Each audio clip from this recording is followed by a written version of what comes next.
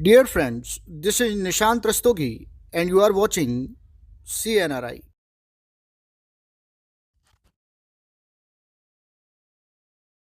आइए अब इस क्वेश्चन को सॉल्व करते हैं।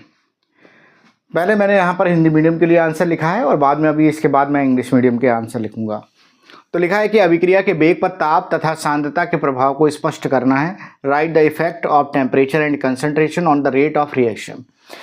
तो देखिए सबसे पहले कि अभिक्रिया के वेग पे हम ताप का प्रभाव देखते हैं और फिर हम सांद्रता का प्रभाव देखेंगे। तो देखिए ताप का प्रभाव देखने पर क्या है कि ताप जैसे हम बढ़ाते हैं, देखा क्या गया कि लगभग 10 डिग्री सेंटीग्रेड अगर आप ताप बढ़ाते हो तो क्या होता है, जो प्रभावी टक्करें हैं भाई, जैसे आपने टेम्परेचर बढ़ाया तो जो अभिकारक हैं उनके अणुओं को ऊर्जा मिलेगी और जैसे ऊर्जा मिलेगी तो उनकी गतिज ऊर्जा बढ़ेगी। गतिज ऊर्जा होने से की वजह से वो क्या करेंगे, तेजी से टकराएंगे। तो जो प्रभावी टक्करें हैं, प्रभावी टक्कर का मतलब क्या, वो टक्कर जो उत्पाद में बदल जाती है।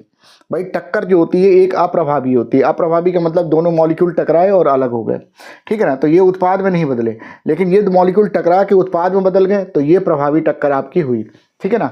तो जो प्रभावी टक्कर है उनकी संख्या बढ़ेगी और जब प्रभावी टक्कर की संख्या बढ़ेगी तो उत्पाद जो होगा बढ़ेगा। अब सपोज करिए कि ये अभिकारक है, ये अभिकारक है आपका, ये अभिकारक है और यहाँ से अभिक्रिया उत्पाद की तरफ, ये अब उत्पाद की संख्या बढ़ने लगी। तो उत्पाद की संख्या बढ़ने लगी तो फिर क्या होगा, अभिक्रिया का वेग बढ़ रहा है, ठीक है ना। तो इसका मतलब ये हुआ कि ताप का प्रभाव बढ़ने से अभिक्रिया का वेग बढ़ता है। मैंने लिखा भी है, तापमान बढ़ाने से अभिकारक अणुओं की गतिज ऊर्जा बढ़ती है जिससे उनकी प्रभावी टक्कर की आवृत्ति बढ़ जाती है और अधिक उत्पाद बनने लगता है।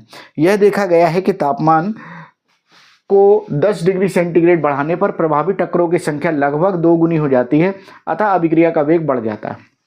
सांद्रता का प्रभाव समझेंगे। देखिए सांद्रता के प्रभाव का मतलब ये है कि आपने क्या किया, अभिकारक के अणुओं की सांद्रता बढ़ा दी, कंसंट्रेशन बढ़ा दी। जैसे आपने सांद्रता बढ़ाई तो उन अणुओं की संख्या बढ़ गई। अब उन अणुओं की संख्या बढ़ गई तो जो इस तरह स्पेस में 100 अणु थे, अब इस स्पेस में हो गए 200 अणु या 300-500 अणु। अब उनमें क्या होगा, आपस में टक्कर जो होगी होनी ज़्यादा शुरू हो जाएगी।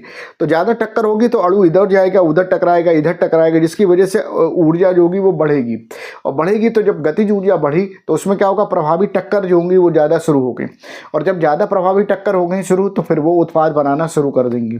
उत्पाद बनाना शुरू कर देंगी तो फिर क्या होगा, अभिक्रिया के वेग का मान बढ़ जाएगा।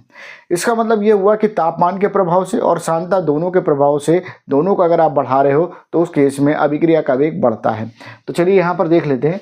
लिखा है कि अभिकारक की सांद्रता बढ़ाने पर उसके अणुओं की संख्या बढ़ जाती है जिससे उनके बीच प्रभावी टक्करों की संख्या बढ़ जाती है और अधिक उत्पाद बनने से अभिक्रिया के वेग का मान बढ़ जाता है, ठीक है ना। तो इस तरह से आपको इसका आंसर लिखना है। अब इंग्लिश मीडियम वालों का देखते हैं। तो इसमें मैंने लिखा हुआ है effect of temperature on the rate of reaction. लिखा है कि when the temperature increases the rate of reaction also increases because of the kinetic energy of molecule increases, which also increase the effective collisions between the reactant molecules, which increases the quantity of the product and also the rate of the reaction.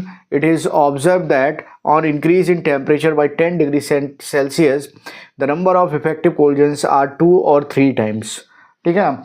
तो जब 2 और 3 times हो जाएंगे number of collisions तो उस case में क्या हो जाएगा, उस केस में जो है वो प्रोडक्ट ज़्यादा बनेगा और प्रोडक्ट ज़्यादा बनेगा तो उस केस में रेट ऑफ रिएक्शन बढ़ जाएगा। अब अगला लिखा हुआ है effect of concentration. When the concentration of reactant increases, the number of molecule of reactant also increases, which increase the number of effective collisions, so that the rate of reaction increases with increase in the concentration of reactant, ठीक है ना। इस तरह से हम इसको लिख लेंगे।